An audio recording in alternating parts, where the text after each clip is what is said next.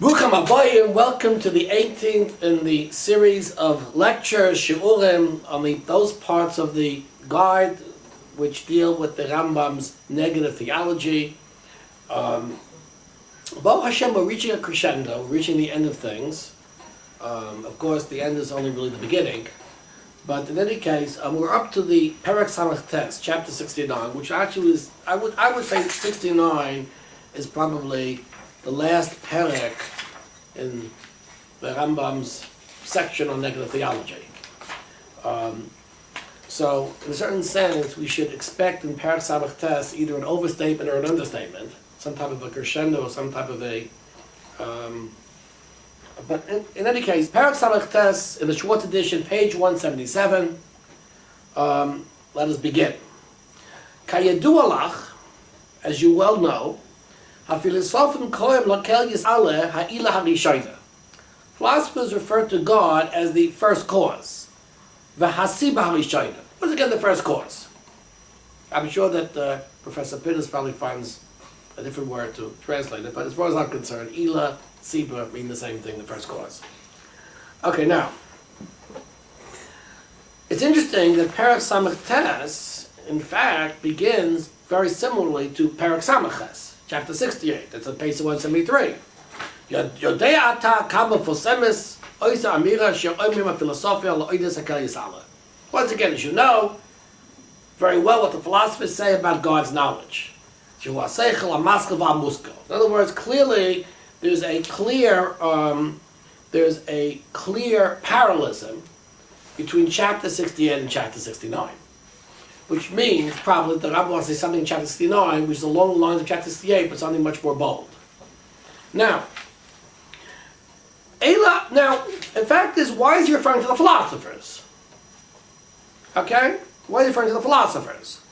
First of all, how does he assume that we know what the philosophers are talking about? Well, the Rambam's introduction said he's addressing an audience that's already familiar with philosophy. So, in other words, the Rambam says, as you well know what the philosophers say, that's the audience the Rambam is addressing. But in fact, actually, in the next line in chapter 69, the Rambam makes it in fact more evident. He says, Eli adum kemedabrim. Medrabrim is, in the language of Professor Schwartz, Medrabrim refers to the kalam. As we all know, a good part of the Moreh Nevuchim is an attack on the kalam. Right? Just like the Nefesh HaChaim is attacking Chassidim. Right? The Moreh Nevuchim is attacking the kalam. And there are interesting parallels between Chassidim and the Kalam. I refer you to Rabbi Sedley's article in Yeshimu, and there's an interesting parallels between the Kalam and the Chassidim. Both understand that the divine image of the physical world, right, is something which basically theologizes, right, nature, and does away with science. So there was a definitively anti-scientific stance, both in the Kalam and both in Chassidus. Now the Medabrim, the Kalam, in fact, actually run away from this very, very much. They escape from this. They don't like referring to Kodesh Baruch Hu as the first cause. Why not? They prefer to call the Kodesh Baruch Hu the creator, the Bashefa, the creator. Okay? Now, why do they prefer to call Kodesh Baruch Hu the creator and not the first cause? Then, right, Shenema, Siba V'ila, Uben Shenema Poyo. In other words, they think there's a big distinction between saying a reason, a cause, and between saying a Poyo, a creator. Why? If we say a cause, that if there's a cause, there has to be something which is caused. In other words, a cause assumes a cause of something. Now, what's the problem? The problem is that if you say Kodesh Baruch Hu is the cause of something, which assumes that there must be something which is caused by that cause, then in fact, we assume the existence of something in addition to the cause. We say, and this brings to a person to a belief in the eternity of the world. The entire Kalam, right, was basing itself on the premise that, in fact, the world cannot be eternal, and therefore created a science, a pseudoscience, in which the in which they created a pseudoscience. Some people, it's sort of like a medieval version of intelligent design, which in fact actually which did away with the necessity of the turning of the world. The problem is that the pseudoscience basically violated all the rules of science. The Rambam in Perek Ayin Aleph has a very, very famous. This appears in the Schwartz edition, page 189, in chapter 71. There the Rambam quotes Timiastius and says a klal. What the klal is, Eina metzias holeches beikvas hadeyas. In other words, you cannot make science does not come as a consequence of theology. Eladeyas hanachoines, proper theology, holeches beikvas hametzias. And first you have to know science, then you have to create theology. And by the way, that's why the Rambam says in this Hadama to Bernavuchem that in fact, Kodesh Baruch Hu, that the Chumash begins with Bereshis to tell us that before we have theology, we have to have proper science. What the Kalam did was exactly the opposite. What they did was they began with theology and then created science. So because of that, they refused to refer to Kodesh Baruch Hu as the creator. In other words, if in fact actually, so therefore because of this, right? In other words, the world must exist. The world belongs to God. But if we call Kodesh Baruch Hu a creator,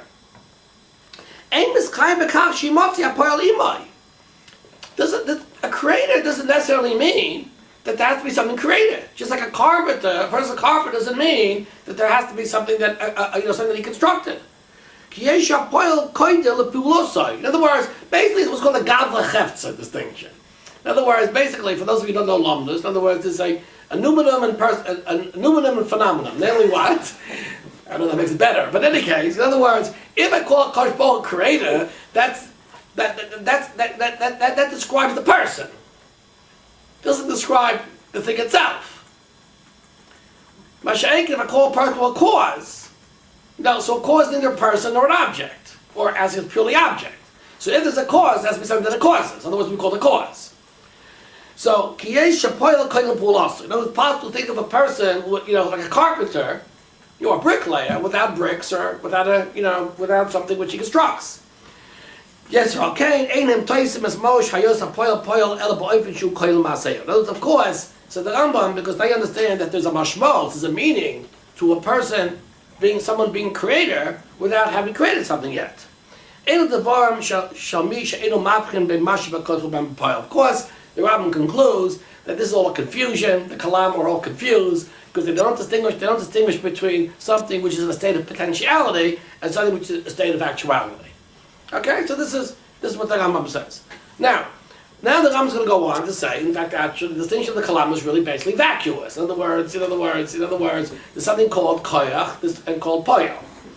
Okay, so now potentiality or impotentia in actu, I think is probably Pinas's right. Baruch Hashem. Okay, fine.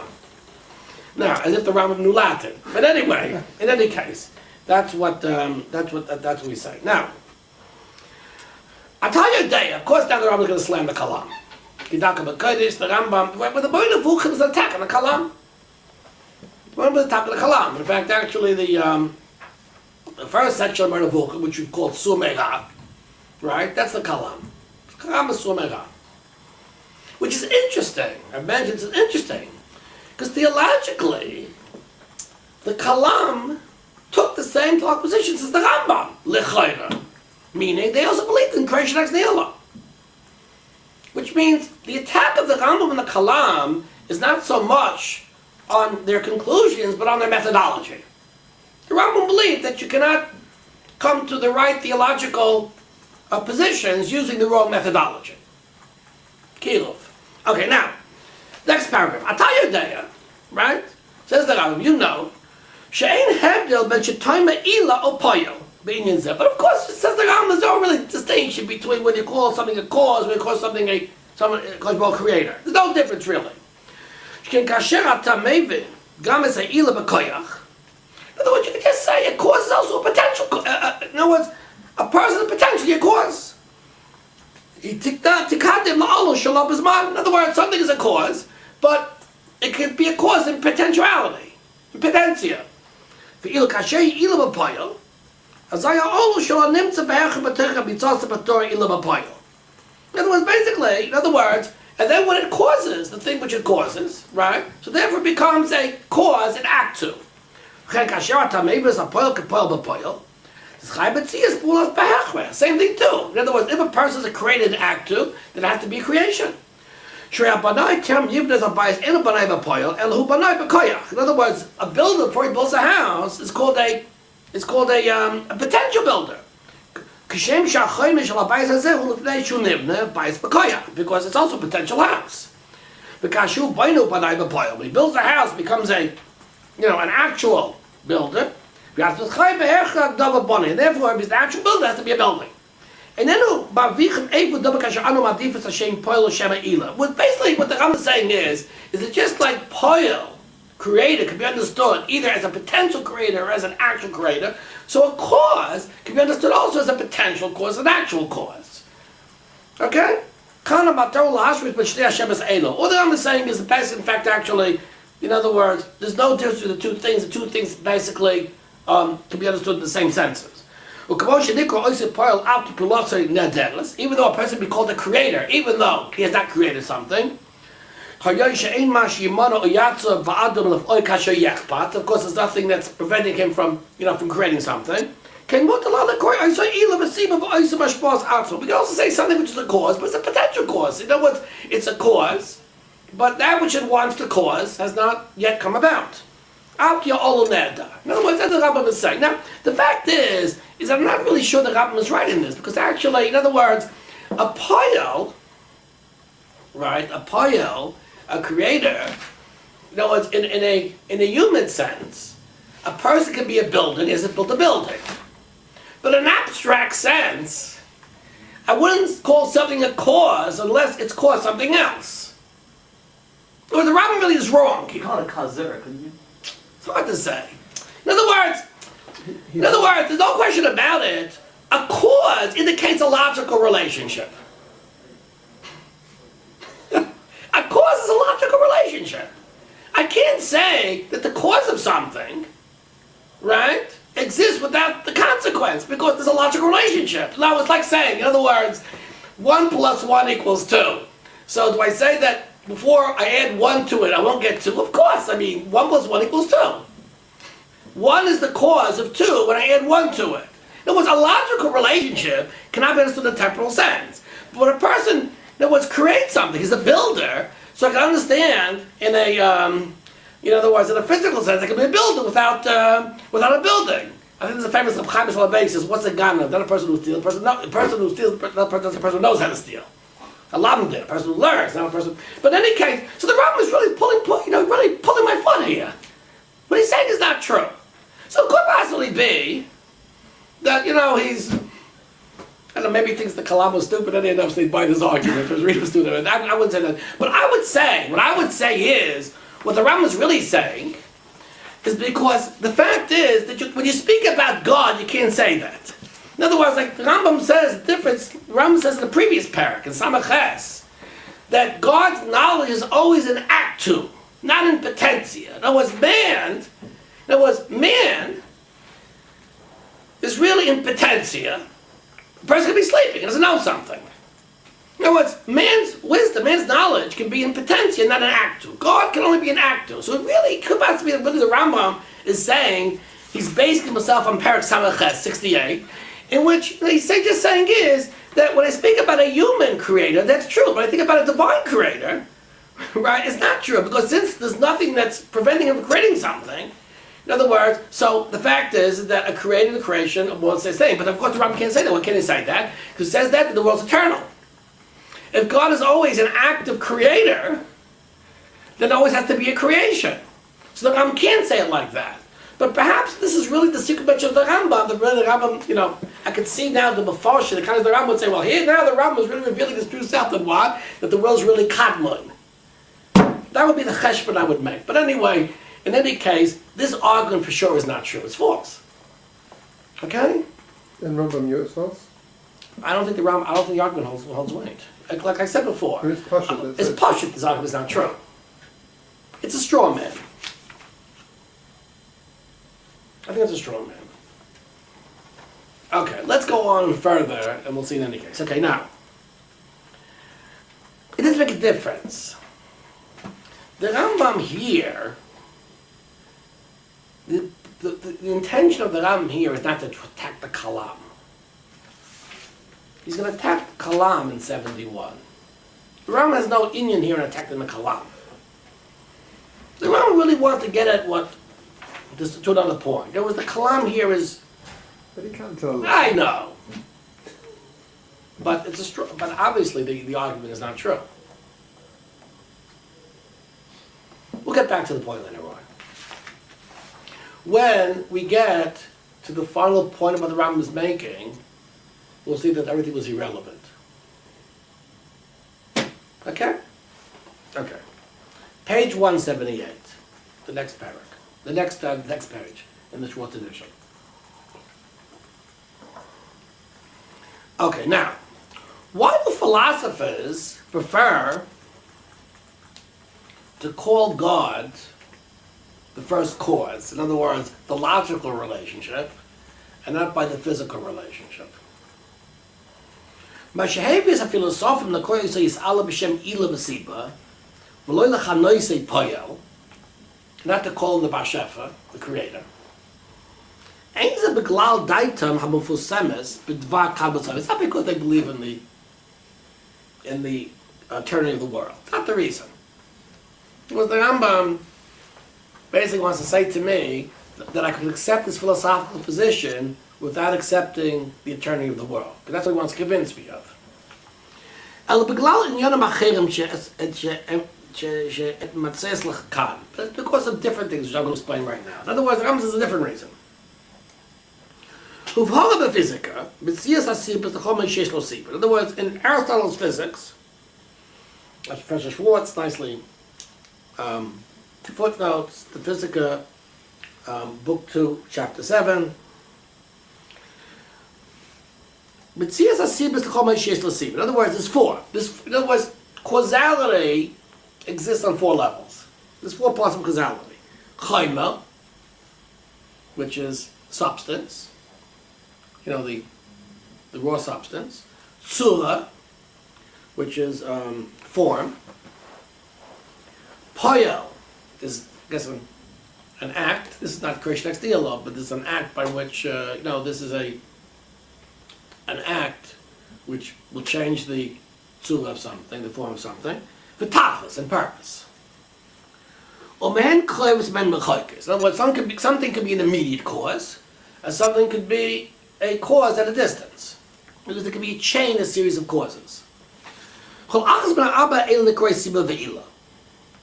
other words, all these four things are all called a cause, a reason, a cause.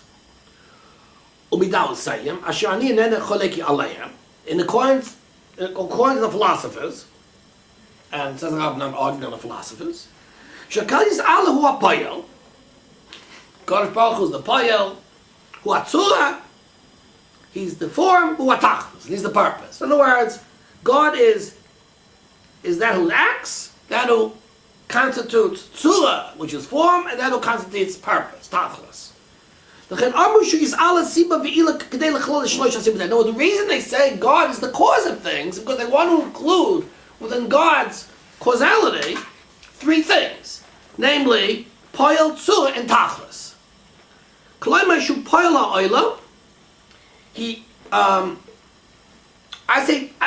would say Poyel means maybe even a mover. He's the first mover of the world. Tzura, he constitutes, the source of action. He's the actor of the world. Not with an O, with an E. Tzura, he's the form of the world. But Tachlis, he's the purpose of the world. Obviously, the Rambam has something else in mind. What? Because the fact is, in chapter 68, the Rambam said clearly that God's knowledge, his wisdom, was his essence. Remember, we spoke about that. We spoke about this ostensible violation of negative theology. Here he's going to violate it more. Here he's going to say that not only is God's essence his wisdom, his will is also his essence.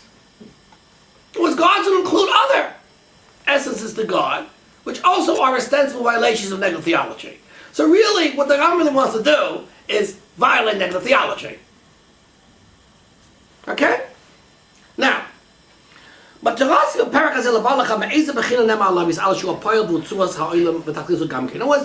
Rambam, what's the purpose of this chapter? To show you in which way God can be understood to be the poyel, the tzura, and the tachlis of the world. Which means, but the purpose of this chapter is to violate negative theology. I want to call God for what he is. In other words, don't be bothered. He seems to be saying this too much. Don't be bothered by the distinction between the belief that the world was created ex nihilo, between a belief in that the world was in fact eternal.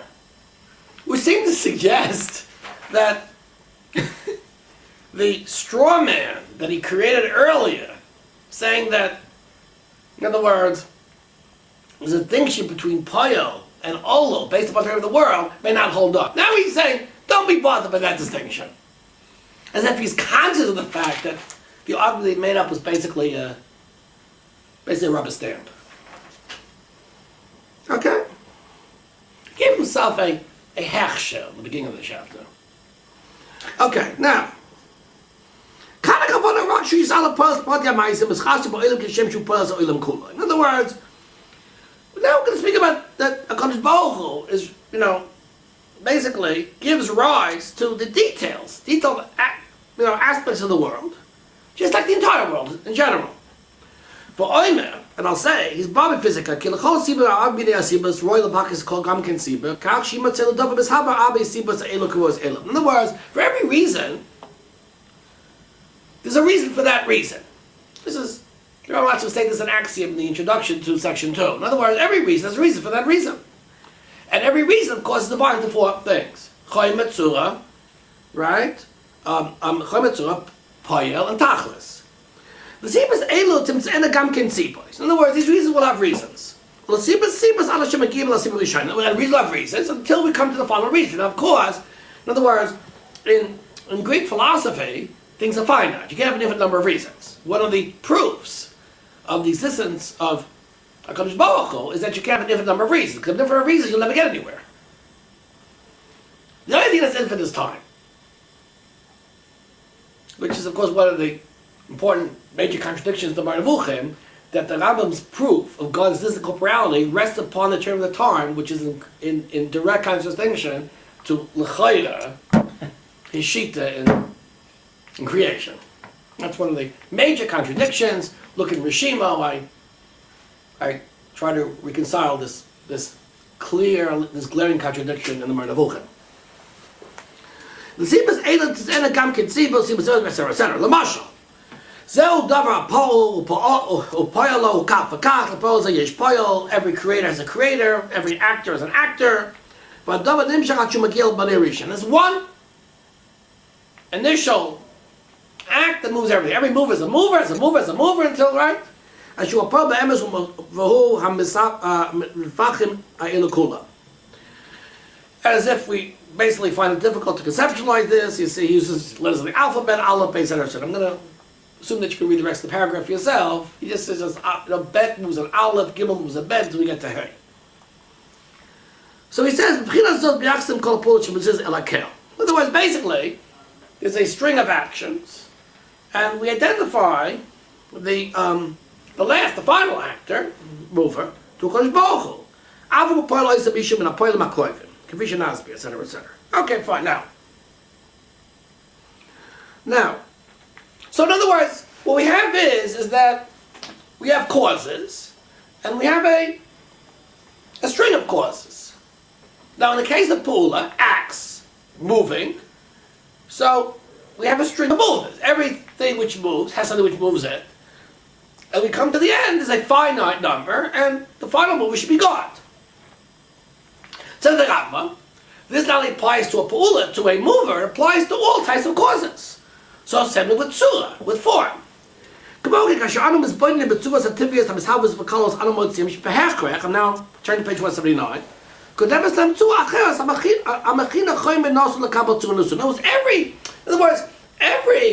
other words, every form has something which gives rise to that form too. In other words, every form which is imposed upon chaymer, in other words, upon material, is due to the fact that some other form caused it to be imposed. There's always a series of forms, and which forms also have a causal chain. Etc. Now, what's the final form? A Kadosh Baruch Hu. Okay?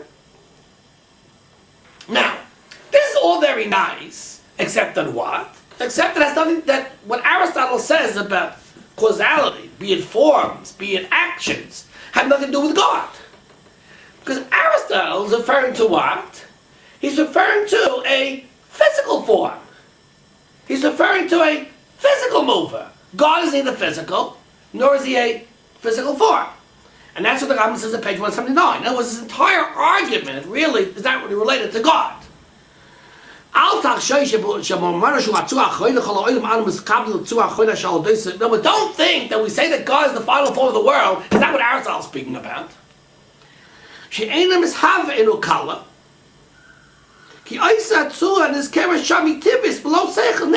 was the form that Aristotle is speaking about is a physical form. It's not an intellect. Because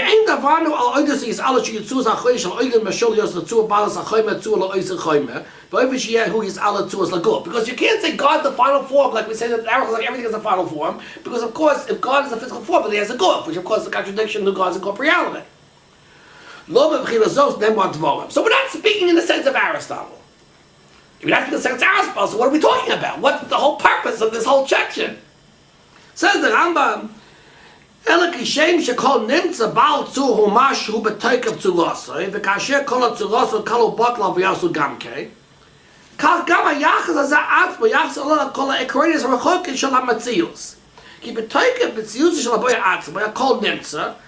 מספק את המשך קיומו על ידי עניין המכונה שפע, כפי שנז באיך לפרקי ספר זה.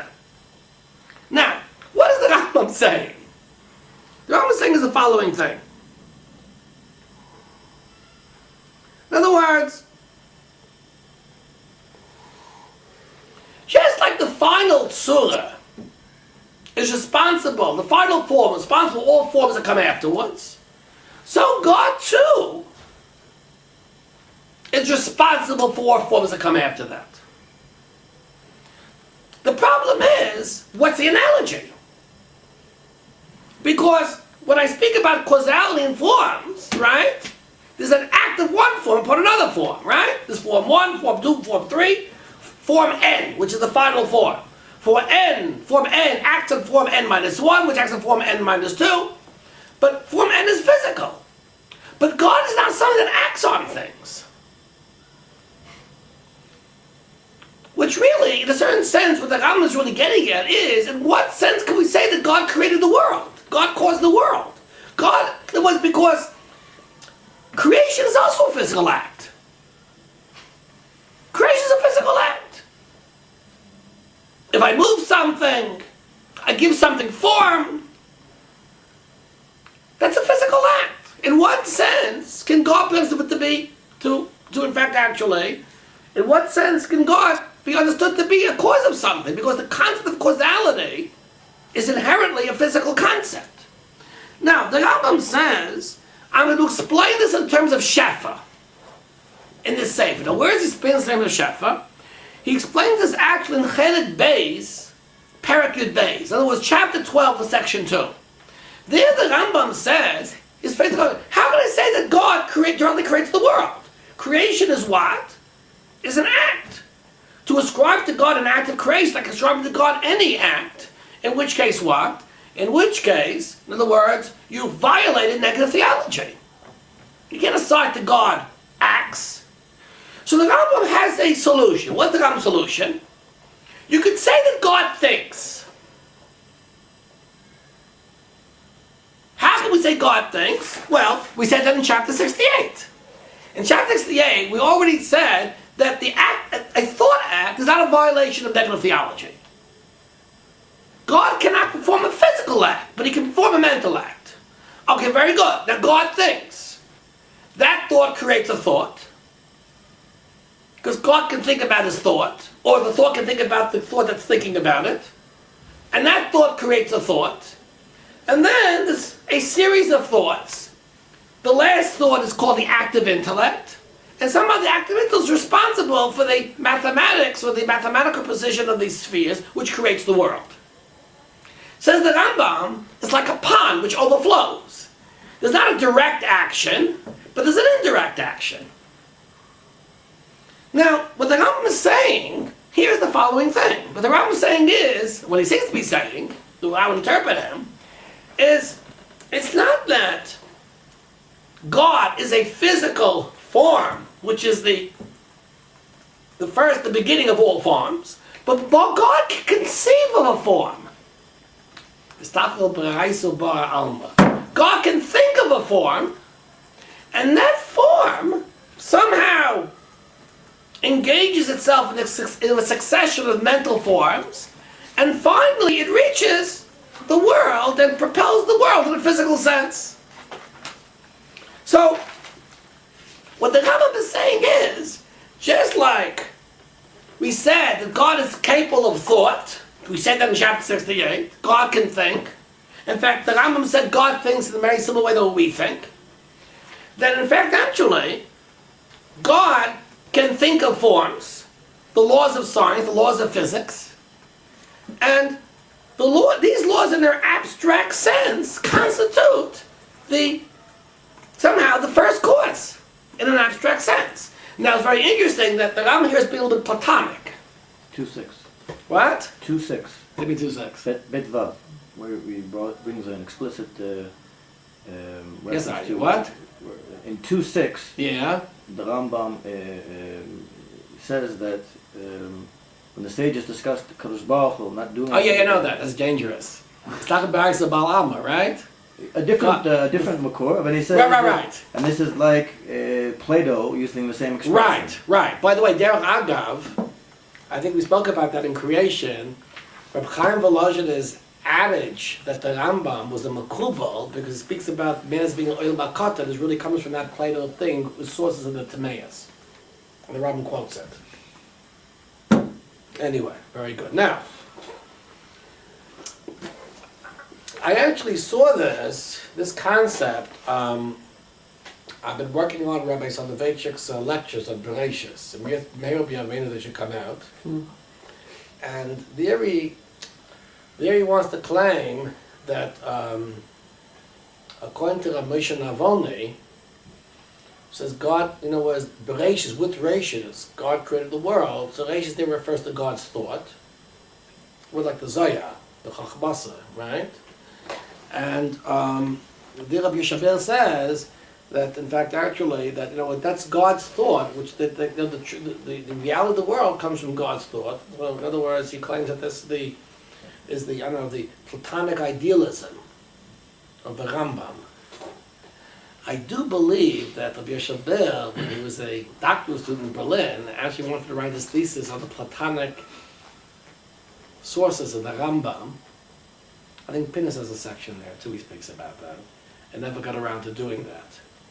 But actually he wrote his thesis on Hermann Cohen, which is a neo-Kantianism, which some people might say is a Neoplatonism. So I think maybe in the 18th century Gilgal he accomplished his thesis anyway.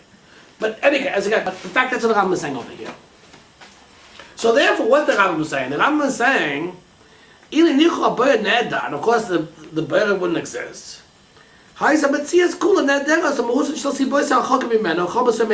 would not exist. But the thought of God, in other words, the tzura of the world, the forms of the world, have their origin in the thought of God. In other words,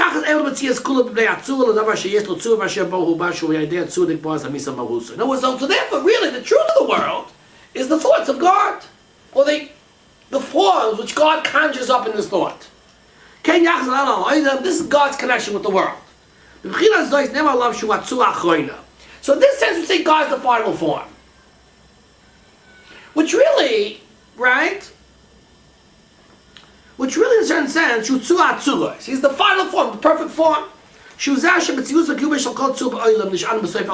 other words, every form of the world rests upon God's conception of the ultimate form, God's thought.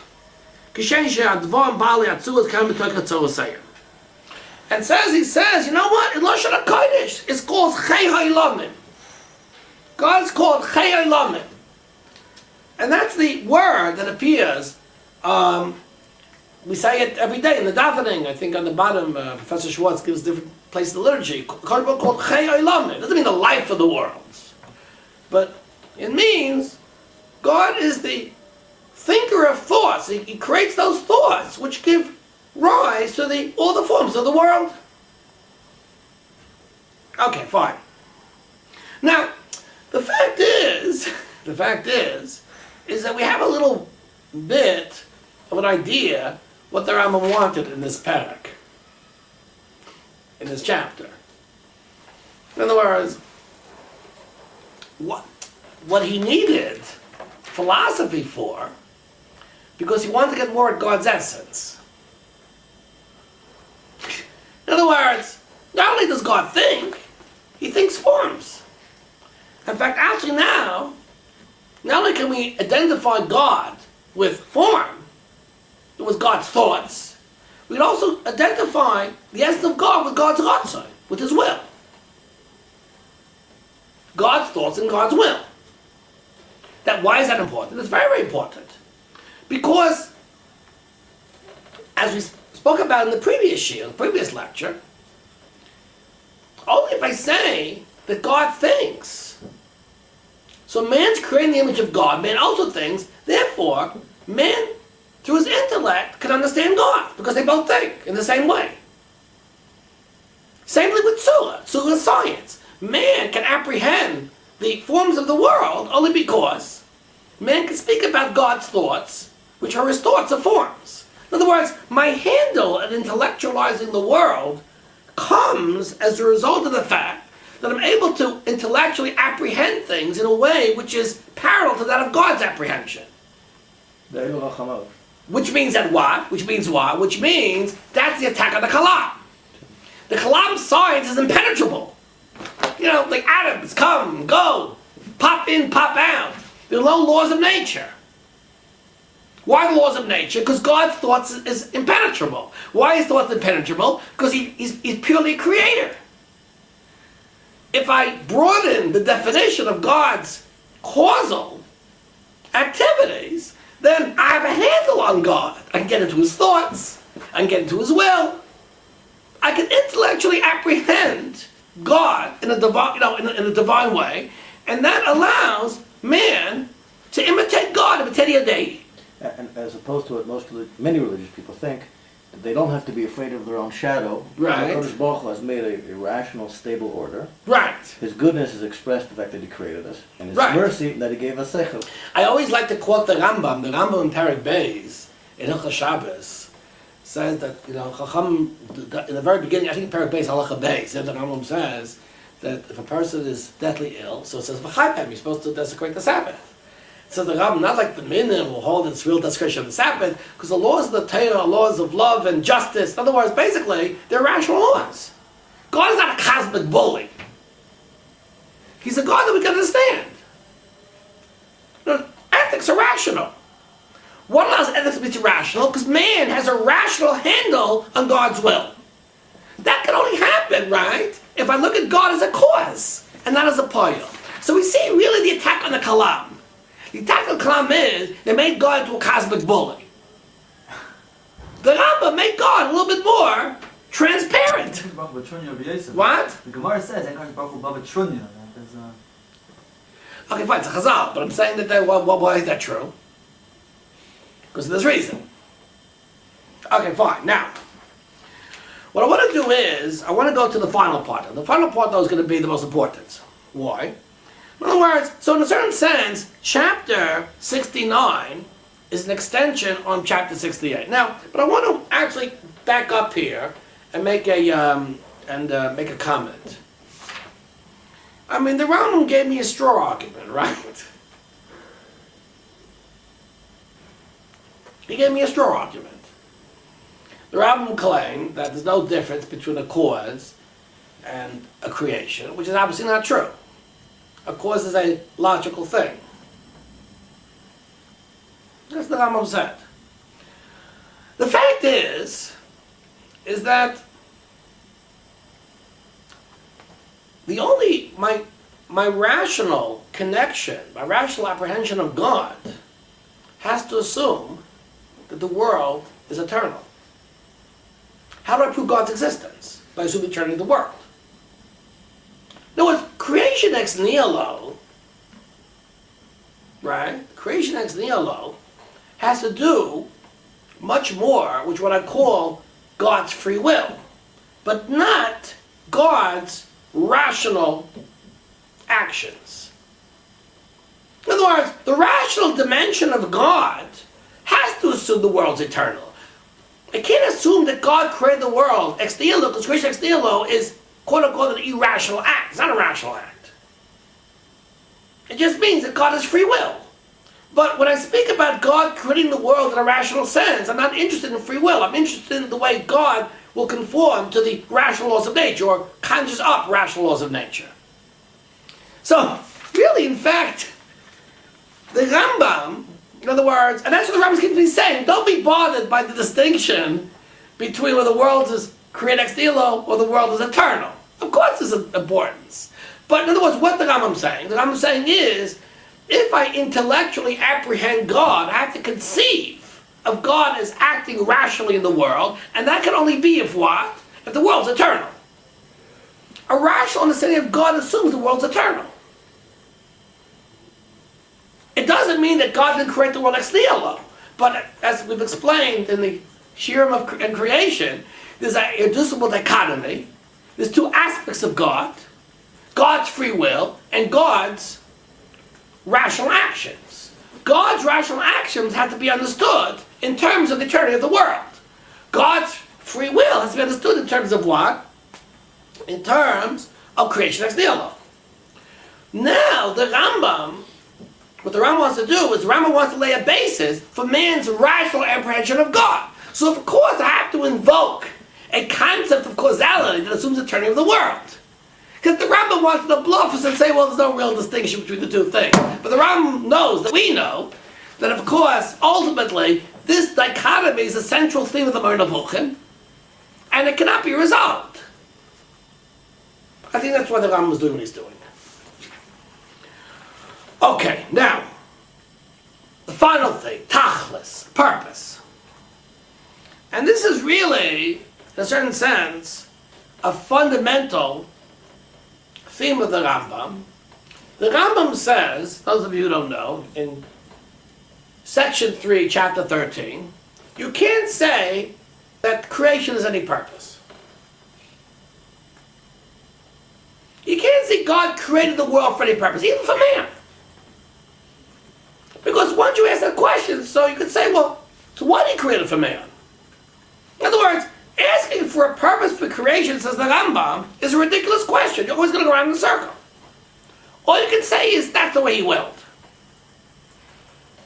And that's, in a certain sense, a very, very fundamental foundation of rational theology. All of you are stunned. How can it possibly be? Did I learn the Ramchal? The Kadosh Baruch Hu creates the world Laheti? Did I learn this, learn that?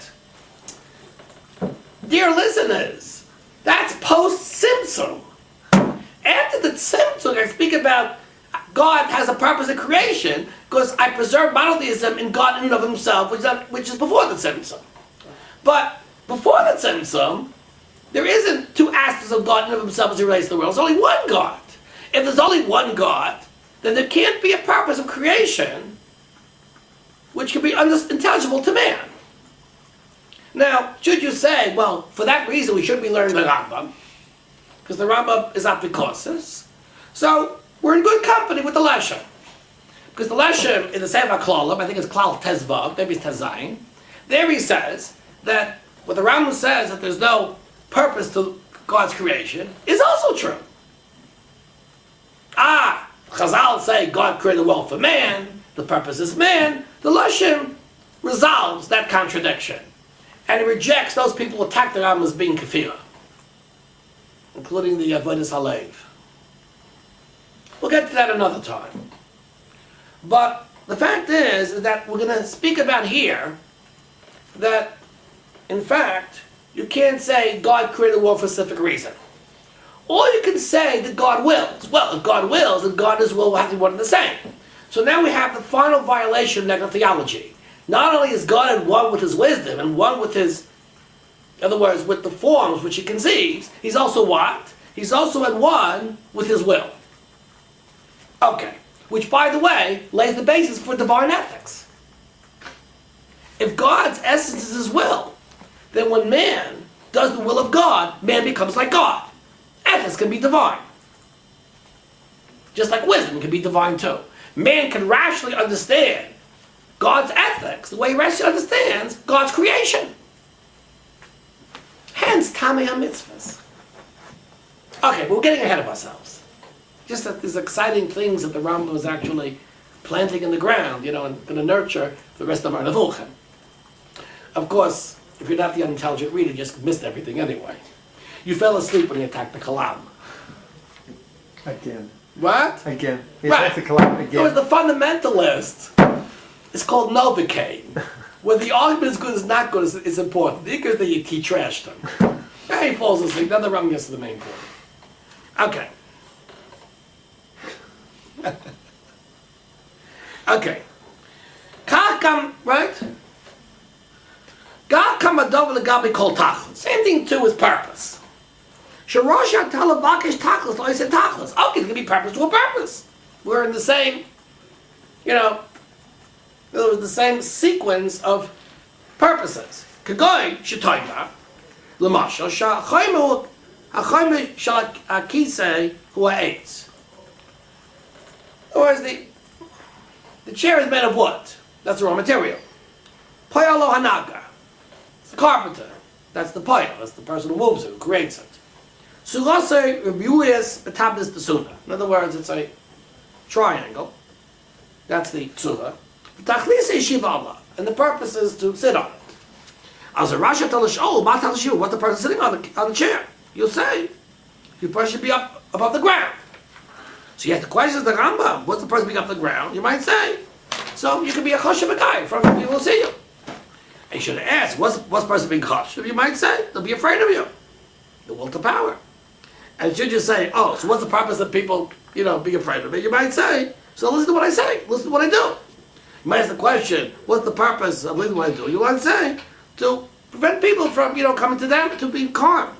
And you might say, what's the purpose of that, right? In other words, basically, et cetera, et cetera. There's an infinite cycle, which the Rambam really wants to say. All you can say is, well, that's what he wants. This is the purpose of every finite will, purpose.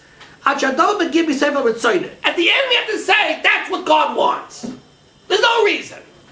The reason is because God wanted it. That's what God wanted. Or you want to say, this is God's wisdom. For whatever reason it is, that's God's wisdom. Ethics or ontology.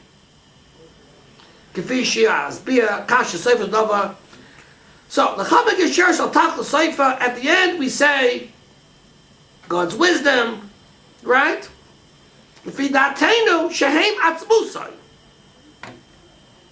Wisdom and will are God's essence.